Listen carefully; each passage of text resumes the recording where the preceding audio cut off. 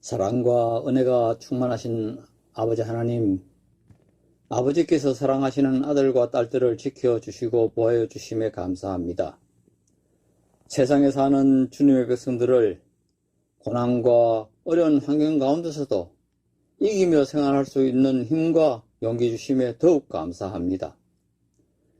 지치지 않는 근면함과 성실함을 주셔서 우리 주님과 동행하는 선한 사역의 삶을 허락하옵시고 이 땅의 생활들이 예수님께서 준비하신 하늘의 삶을 누리며 생활할 수 있도록 지혜 또한 허락하여 주시옵소서. 특히 감사하옵기는 죄 많은 우리 인생들의 삶을 되돌아보고 잘못된 생각과 버릇들을 예수님 앞에 내려놓을 수 있는 귀한 주간을 허락하여 주셨사오니 이 회개의 주간에 잘못된 모든 죄악들을 온전히 소멸하는 주간 되게 하여 주시옵소서. 주님께서 오실 날이 힘이 가까이 다가오는 이때에 말씀으로 양식을 삼고 온전함을 이루어가는 성도들 되게 하옵시고 성령님의 인도와 가르쳐 주심으로 날마다 거듭나는 생애를 살아 이 땅에서 삶이 승리의 삶이 되도록 역사하여 주시옵소서.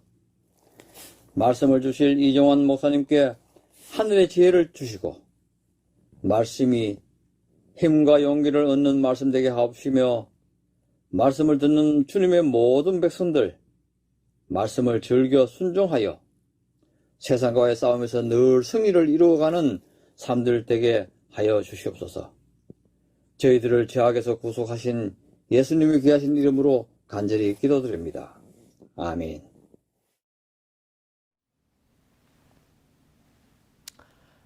재림 성도 여러분, 안녕하십니까?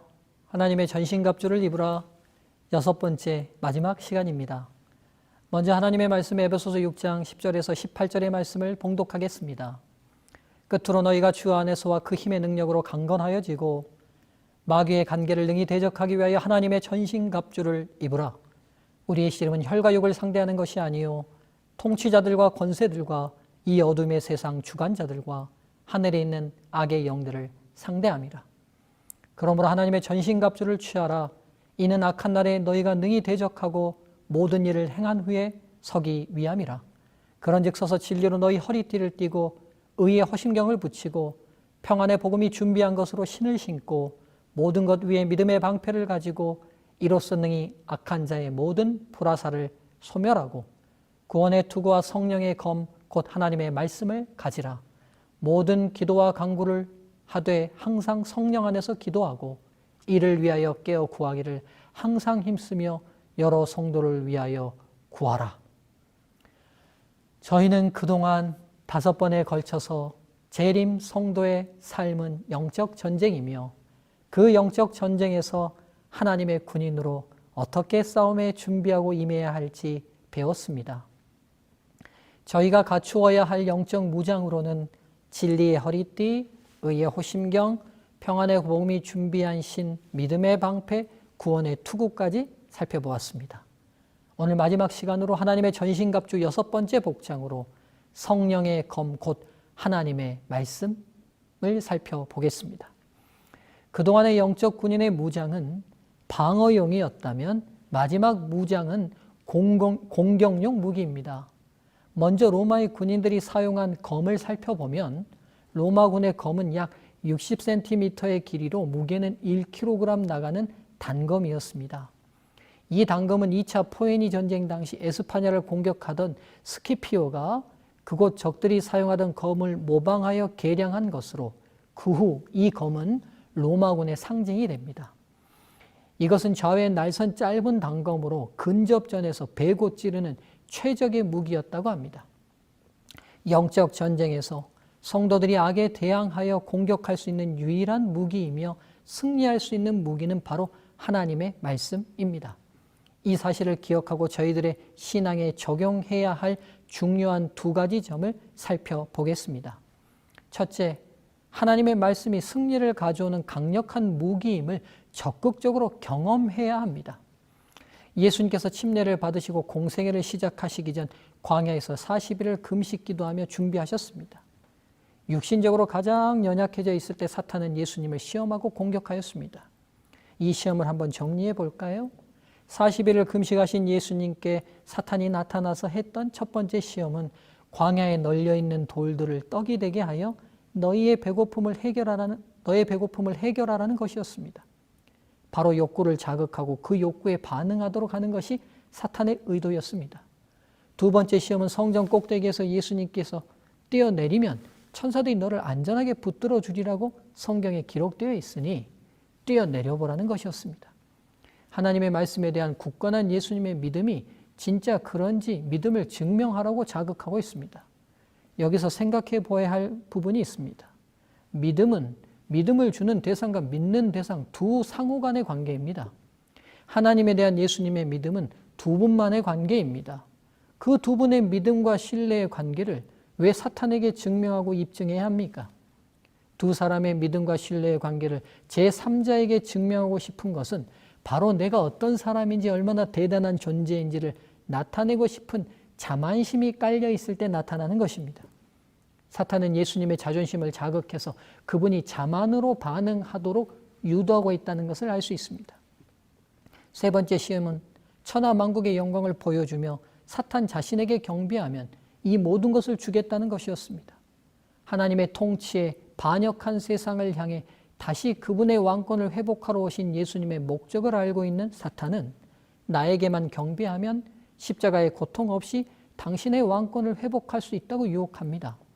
권력을 얻고자 하는 야망을 자극하고 있습니다. 예수님을 향한 이 사탄의 공격들은 동일하고 분명한 목적이 있습니다. 바로 사탄 자신과 같이 욕구와 욕망이 앞서고 이기적이고 교만하여 자신을 높이고 싶어하는 그의 인격처럼 예수님께서 동일하게 반응하기를 원하고 있습니다. 사탄의 의도대로 예수님의 인격 속에 사탄의 인격과 같은 일말의 어떤 그림자라도 있었다면 인류를 향한 구원의 모든 수고는 무너지고 마는 것입니다. 사탄이 주장하겠죠. 당신도 나와 같은 존재인데 당신이 나를 심판하고 나와 같은 인간들을 구원할 권리가 어디 있는가?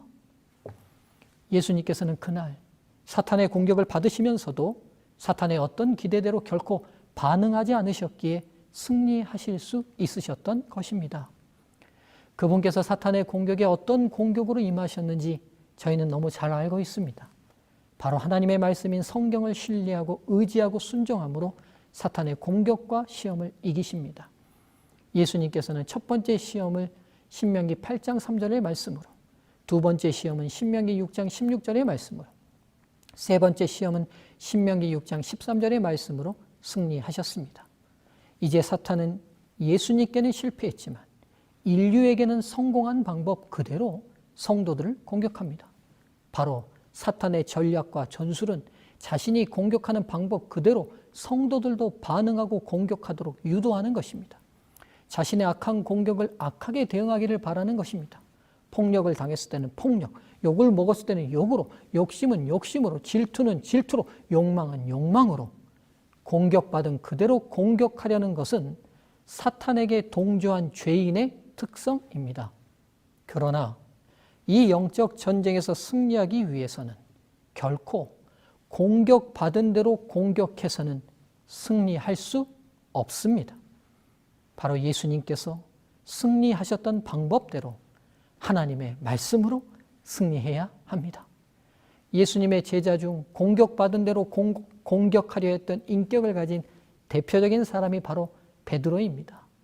예수님이 잡히시던 밤 그분을 잡으러 온 군병들을 향해 칼을 뽑고 그중 한 사람 말고의 길을 그 자리에서 잘라버린 사람이 바로 베드로 아닙니까? 칼을 든 군병에게 칼로 맞선 사람이 바로 베드로였습니다. 공격받은 대로 공격했던 제자 베드로는 예수님의 사랑과 용서 안에서 성령의 임재를 힘입어 어떻게 변화되었을까요? 악을 향한 그의 공격 방법이 어떻게 변화되었는지 그가 직접 기록한 베드로전서 2장 19절에서 25절의 말씀을 함께 보실까요? 부당하게 고난을 받아도 하나님을 생각함으로 슬픔을 참으면 이는 아름다우나 죄가 있어 매를 맞고 참으면 무슨 칭찬이 있으리요. 그러나 선을 행함으로 고난을 받고 참으면 이는 하나님 앞에 아름다우니라.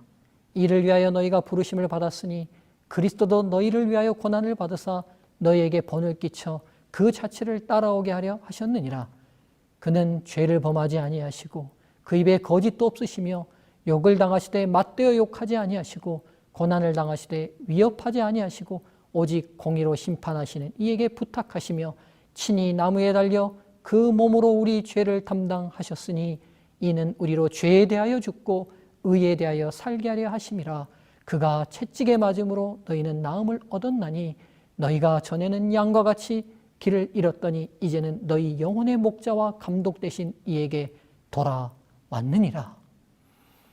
베드로전서의 이 말씀을 오늘 말씀에 비추어 다시 제 나름대로 의역해 보았습니다. 악한 공격을 받을 때 다시 악한 공격으로 대응하지 않는 것은 하나님 앞에 아름답고 칭찬받을 일입니다. 바로 성도들이 이런 삶을 살도록 하기 위해 예수님께서 자신의 삶을 통해 모본을 보이신 것입니다. 그분은 악한 공격을 결코 악하게 대응하지 않으시고 하나님의 말씀에 따라 악에 대한 심판은 하나님께 맡기셨습니다. 그분의 십자가는 악을 악으로 대응하려는 우리의 존재를 구원하시기 위한 장소입니다. 그러니 악을 악으로 공격하려는 우리의 자세에 대하여 죽고 악을 선으로 대응하는 예수님과 같이 살아나십시오. 매일의 삶에서 이렇게 실천하고 경험하는 것이 바로 제대로 신앙의 길을 걷는 것입니다. 예수님이 잡히시던 밤 칼을 빼어 왼수의 길을 베었던 베드로는 그날 쓰라린 패배를 경험한 이후 진정한 승리가 무엇인지 저희들에게 귀한 교훈을 전하고 있습니다. 그 후 그는 그의 원수의 모든 칼 앞에 악으로 대응하지 않고 예수님을 따라 십자가에 거꾸로 매달려 죽음으로 진정한 승리를 이루게 됩니다. 오늘 저희들도 사탄의 여러 공격 앞에 무력하게 있어서는 안 됩니다. 저희도 공격해야 합니다. 저희에게 사탄의 공격을 베고 자르고 찌를 수 있는 무적의 검이 있습니다. 바로 하나님의 말씀입니다. 이 검을 사용하기 위해서는 검에 익숙해져야 합니다. 하나님의 말씀도 마찬가지입니다. 전장의 군인들이 항상 검을 소지하고 수시로 내어서 숫돌에 갈아 그 칼날을 예리하게 늘 유지하여 어떤 상황에서라도 바로 적의 공격에 대응했던 것처럼 저희들도 하나님의 말씀을 전쟁의 군인의 검처럼 다루어야 합니다. 그러기 위해서 첫째, 가까이 지니십시오. 멀리 떨어뜨려 놓아서는 안 됩니다. 하나님의 말씀인 성경과 그 말씀으로 안내하는 화인여사의 책들, 그리고 여러 신앙에 도움이 되는 서적들을 가까이 두시기 바랍니다. 가까이 두라는 말씀은 단순히 옆에 두라는 말씀이 아닙니다. 수시로 가까이 두고 열어서 보아야 합니다. 성경이 사탄의 공격 아래 있는 내 형편과 처지에 어떻게 방어할 수 있고 공격할 수 있도록 말씀에 놓으셨는지 가장 적합한 칼을 찾아야 합니다. 하나님의 말씀이 얼마나 실제적인 힘이 있는지 한 권의 책을 소개합니다. 저희 시조사에서 출판한 영적 세계로의 여행이라는 책입니다. 영적 세계로의 여행은 아주 특별한 경험을 한 재림 성도의 이야기를 짧고 읽기 쉽게 기록해 놓은 책입니다. 이 저자 로저 모너는 사탄을 숭배하는 비밀 종교 단체와 연결이 되었고 그 단체의 일원이 되기로 결심하여 그의 영혼을 사탄에 드리기로 한 바로 그 주에 재림 교인을 만나 극적으로 하나님의 백성이 됩니다. 그날 그가 첫 안식일 예배에 참석한 이후 벌어진 이야기로부터 책이 시작됩니다.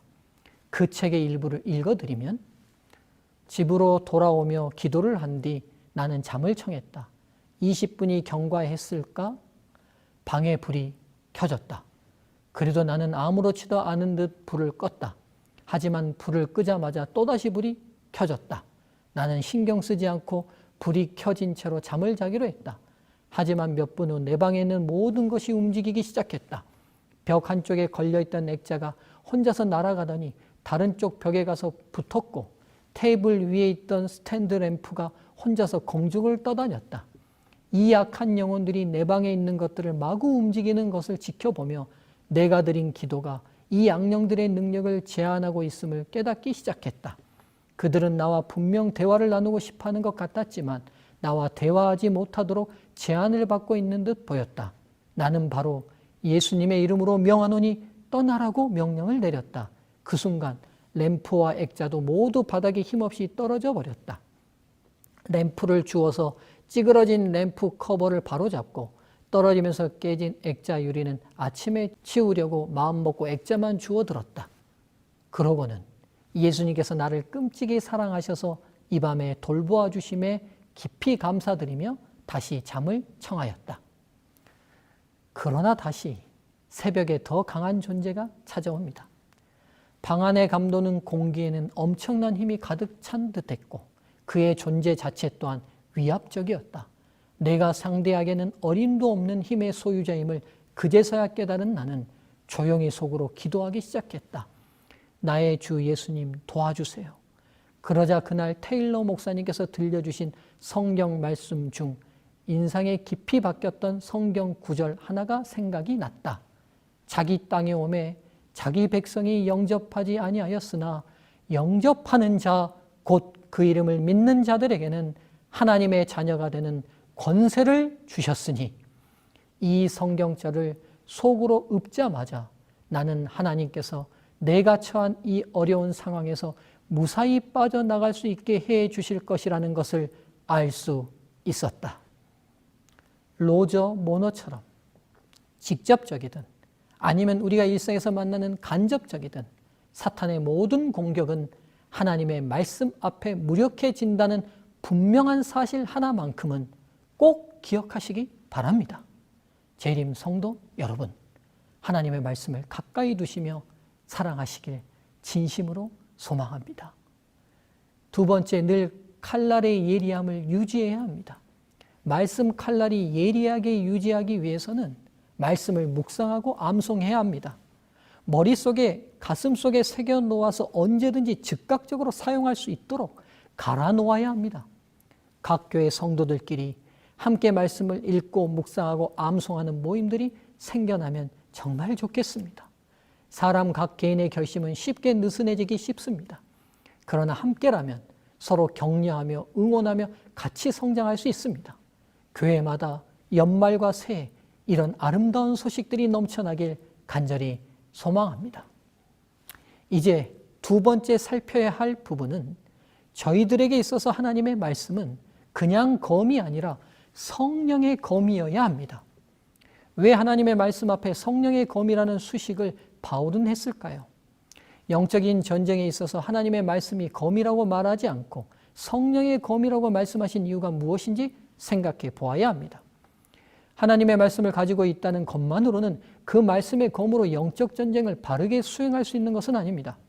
말씀의 검이 잘못 사용되는 사례를 저희는 성경에서 찾아볼 수 있습니다. 다시 예수님께서 시험 받으셨던 장면으로 돌아가 보시죠. 사탄이 예수님을 두 번째 공격하고 시험할 때 사탄의 말을 들어보시죠. 이르되 내가 만일 하나님의 아들이여든 뛰어내리라 기록되었을 때 그가 너를 위하여 그의 사자들을 명하시리니 그들이 손으로 너를 받들어 발이 돌에 부딪히지 않게 하리로다 하였느니라.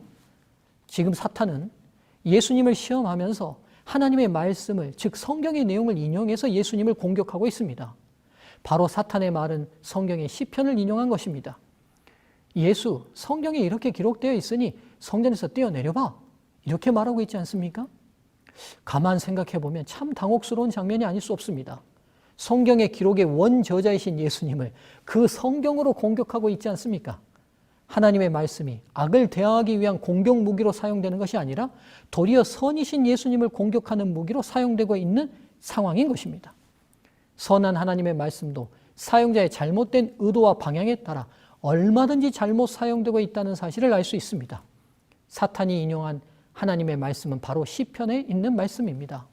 그가 너를 위하여 그의 천사들을 명령하사 내 모든 길에서 너를 지키게 하심이라.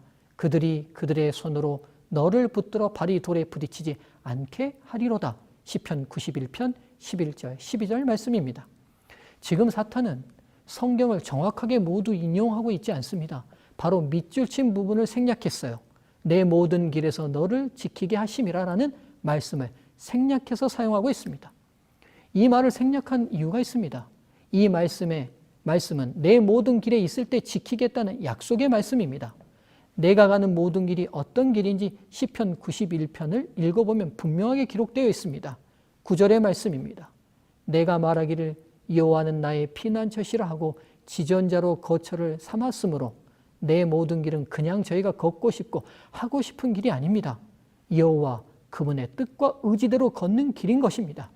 사탄은 지금 이 말씀 그대로, 즉 성령께서 계시하신 그대로 말씀을 사용하고 있지 않습니다. 하나님의 말씀을 자신의 의도대로, 뜻대로, 마음대로 사용하여 예수님을 공격하는 악한 무기로 사용하고 있는 것입니다. 여기서 저희들이 분명히 알아야 합니다. 하나님의 말씀이 성령의 의도하신 바대로 사용하는 검이 되지 않으면 얼마든지 바르지 못하게 사용될 수 있다는 것입니다. 하나님의 말씀이 성령의 인도하심을 받는 검이 되지 못하면 정작 공격해야 할 대상을 바로 찾지 못하고 엉뚱한 피해자를 만들어내는 것입니다. 피해야를 식별하지 못하는 검만큼 위험한 무기가 없습니다. 아무리 강력한 무기이며 예리한 검이라 해도 그 검이 상대를 잘못 인식해서 공격 대상을 잘못 공격한다면 큰일이 아닐 수 없습니다. 군대를 다녀오신 성도님들 기억하실 것입니다. 모의 전투 훈련을 할 때가 있습니다. 군인들이 서로 아군과 적군이 되어서 서로 전투를 벌이는 훈련이죠. 전투 시작 전 가장 먼저 하는 것이 있습니다. 바로 피야 식별띠라는 것을 어깨에 걸게 합니다. 피야 식별띠는 바로 말 그대로 누가 우리의 편이고 누가 상대편인지를 구별해 주는 띠입니다. 공격해야 할 대상, 방어해야 할 대상을 정확히 구분하는 것이 필요합니다. 바로 하나님의 말씀이 성령의 검이 되지 못하고 자신의 검이 되면 이 하나님의 말씀을 가지고 살려야 할 사람을 죽이고 정말 죽여야 할 죄된 자는 살리게 되는 잘못된 전투를 치르게 되는 것입니다. 이런 잘못된 전투를 바로잡은 성경의 한 인물을 소개하고자 합니다. 이스라엘의 가장 위대했던 왕, 소년 시절 목동이었던 사람, 누구이신지 알겠죠? 예, 바로 다윗입니다. 다윗은 진실된 마음으로 하나님을 사랑했던 신실한 신앙인이었습니다. 그런 그도 그의 삶의 영적 전쟁에서 패배를 경험했던 적이 있습니다. 바로 우리아의 아내 밧세바와의 간음 사건입니다. 이 간음 사건이 벌어졌을 때 그의 죄를 바로잡기 위해 온 나단 선지자와 나눈 대화를 한번 살펴보겠습니다. 사무엘하 12장 1절에서 4절의 말씀입니다.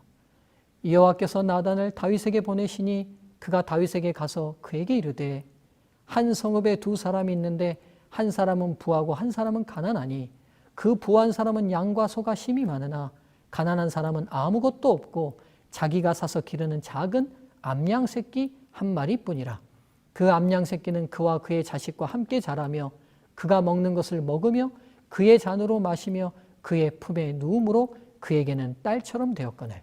어떤 행인이 그 부자에게 오매 부자가 자기에게 온 행인을 위하여 자기의 양과 소를 아껴 잡지 아니하고 가난한 사람의 양 새끼를 빼앗아다가 자기에게 온 사람을 위하여 잡았나이다 하니.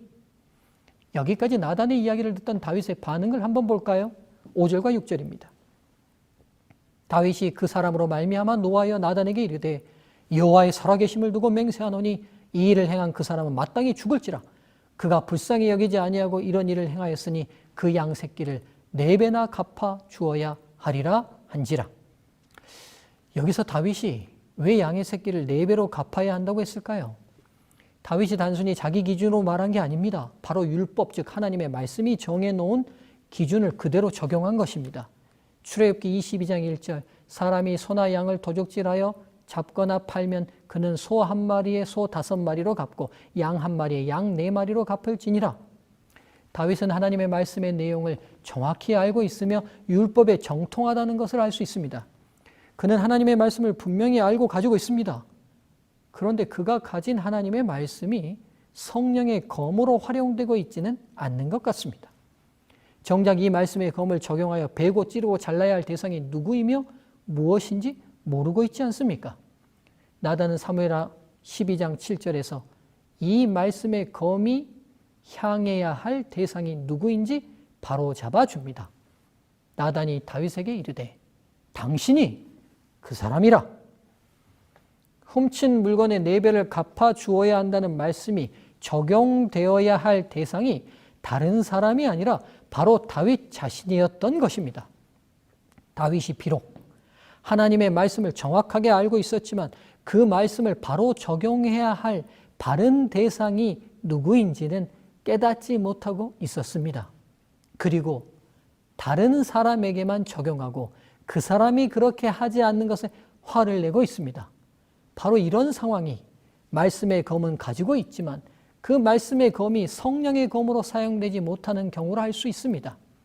지금 다윗은 말씀의 검으로 우리아의 아내 밧세바를 탐냈던 자신의 마음의 정욕과 욕심을 찌르고 베어내어야 했습니다. 그러나 성령이 그와 계시지 않자 알고 있었던 말씀은 정작 베고 잘라내야 할 대상이 아닌 다른 사람을 향하고 말았습니다. 그러나 나단을 통한 성령의 임재는 다윗의 영적 눈을 뜨게 하셔서 하나님의 말씀이 성령의 검으로 사용되도록 바로잡아 주십니다. 사무엘하 12장 13절 다윗이 나단에게 이르되 내가 여호와께 죄를 범하였노라 하매 이 말씀을 오늘의 말씀에 비추어 의역해 보면 다윗이 나단에게 고백합니다. 제가 눈이 가렸습니다. 죄를 범하고 난 후 제가 알고 있고 외우고 있던 말씀을 바르게 사용하지 못하게 되었습니다. 그리고 그런 제 상태조차 깨닫지 못했습니다. 정작 그 말씀의 검이 다른 사람을 죽이는 데 사용될 뻔했습니다. 이제 다시 성령 하나님의 은혜로 말씀을 저의 삶에 적용합니다. 바로 말씀의 검으로 베어지고 찔러야 할 원수가 바로 제 자신입니다. 그러기에 저희에게 성령 하나님의 임재하심과 동행하심이 너무나 중요한 문제입니다. 하나님의 말씀이 성령의 검일 때만 사람을 살릴 수 있는 검이 됩니다. 세상 전쟁에서의 검은 상대를 죽이는 검입니다. 그러나 영적 전쟁에서의 말씀의 검은 사람을 살리는 검입니다. 죽이기 위해 베어내고 찌르는 검이 아닙니다. 살리기 위해 베어내고 찌르는 검인 것입니다. 그러나 그 말씀의 검조차도 성령의 손에 의해 쥐어진 검이 되지 못하면 사람을 살리는 본연의 기능을 하지 못하게 됩니다. 재림 성도 여러분, 저희 손에 쥐어진 말씀의 검은 성령의 검입니까? 내 자신의 검입니까? 사람을 살리는 검입니까? 아니면 죽이는 검입니까? 부디 저희의 말씀의 검은 성령의 검으로 활용되길 간절히 바랍니다.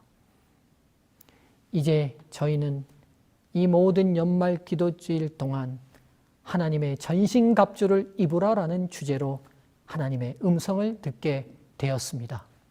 사랑하는 재림 성도 여러분, 이 영적 전쟁의 성패를 결정하는 하나님의 전신갑주인 진리의 허리띠, 의의 호심경, 평안의 복음이 준비한 신, 믿음의 방패, 구원의 투구, 성령의 검, 곧 하나님의 말씀은 우리 스스로 준비한 것이 아니라 하나님께서 준비해 주신 것들입니다. 하나님이 준비하신 전신갑주를 입고 각자 주어진 영적 전쟁에서 모두 주의 은혜로 승리하시길 간절히 소망합니다. 그러기에 모든 승리는 바로 기도로 이루어짐을 기억하시기 바라며 에베소서 6장 18절의 말씀으로 기도주일 모든 말씀을 마치겠습니다. 모든 기도와 간구를 하되 항상 성령 안에서 기도하고 이를 위하여 깨어 구하기를 항상 힘쓰며 여러 성도를 위하여 구하라. 아멘.